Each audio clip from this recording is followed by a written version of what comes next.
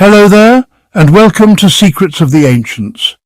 If you're curious about the mysteries of history and want to join us on more journeys like this one, go ahead and follow our channel.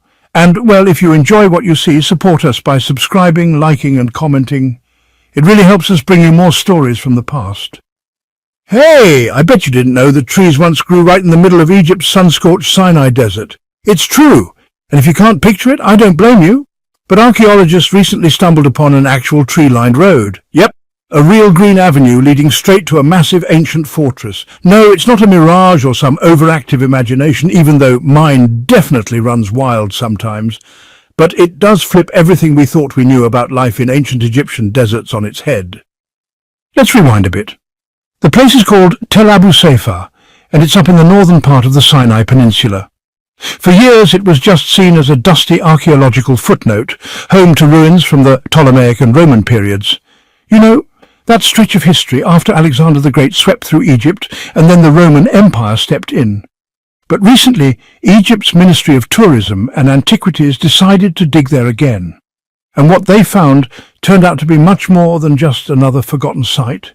We're talking about a fully equipped military fortress, defensive trenches, paved roads, piles of limestone blocks, barracks for soldiers, even space for their families. A whole living, breathing settlement right in the middle of the desert. But the real star of the show? That unexpected green road. It was over 300 feet long and 36 feet wide, about the length of an American football field. It was paved with limestone slabs and lined with more than 500 clay planting pits. And these weren't just for decoration, they held real trees, creating a shady, tree-lined entrance to the fortress. Imagine walking through that blazing sun above, then suddenly stepping into cool shade. Pretty incredible, right? It was like their own ancient version of a red carpet, only greener. But it wasn't just about making the place look nice. Planting hundreds of trees in a desert over 2,000 years ago tells us something huge. See, the ancient Egyptians weren't just master builders, they were also brilliant at water management, in a place where it rains less often than people take selfies with pharaoh statues.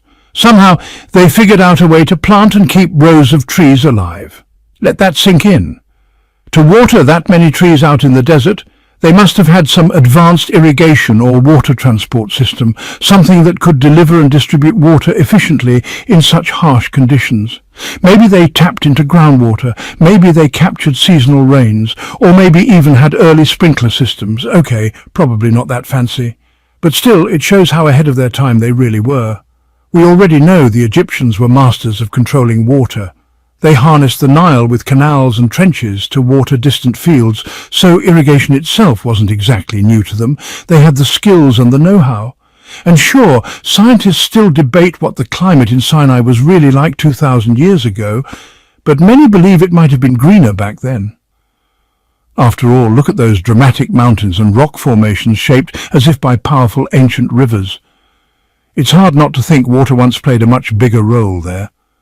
Plus, archaeologists have found tons of evidence that the ancient Egyptians planted fruit trees, vineyards and other trees on a large scale. So for us, the idea of growing a small forest in the desert sounds wild. But to them, it might have just been a regular Tuesday. Now, this discovery has archaeologists wondering, did they use similar irrigation systems elsewhere, like maybe to help transport the massive stones used to build the pyramids? There's already a theory that ancient rivers or man-made canals helped move those blocks. And finding this tree-lined road at Tel Abu Seifa might be the missing piece of that puzzle. Back then, rivers weren't just water sources. They were like highways, power grids, and cargo trains of the ancient world, all rolled into one. The Egyptians used them for everything, watering crops, trading goods, running industries, and even moving armies. If something important was happening, chances are it had to do with a river. But it gets even better. Excavations also uncovered deep defensive trenches, kind of like ancient Egyptian moats, more than 6 feet deep, dug around the fortress. These weren't just muddy ditches. They were part of a smart defense system that could be filled in or bridged over to control who could enter. Think of it like an ancient version of a retractable security gate, just without hydraulics. While those trenches kept enemies out, life inside the fortress was bustling. Remember how archaeologists found military housing units? Turns out soldiers probably lived there with their families. So this wasn't just a barracks, it was a thriving community with meals, daily routines, kids playing, and probably lots of old-school gossip over dinner. On top of all that, researchers also discovered 4 huge lime kilns used to produce quicklime, a key ingredient for making mortar. These kilns are pretty significant because they suggest that by the late Roman period, Tel Abu Seifa had transformed into, well, it basically turned into an industrial hub, a bit like an ancient Egyptian version of a Home Depot, producing building materials and restoration supplies. But here's where it gets really interesting. Underneath all of this, beneath the roads, trenches and walls, archaeologists found the corners of an even older, mysterious structure. Could it be the remains of a much earlier fortress, or an ancient tomb, or maybe even a lost city? Nobody knows for sure yet. But what is clear is that this story is far from over. Honestly, it might turn out to be the most exciting archaeological discovery of the decade. So what does all of this mean? Well, for starters, it challenges everything we thought we knew about life in ancient Egypt's deserts. For a long time, deserts were seen as dead, dry, empty barriers. But this discovery hints that the desert may once have been green and full of life, not necessarily because the climate was wildly different, but because the ancient Egyptians were incredibly skilled at shaping the environment to suit their needs.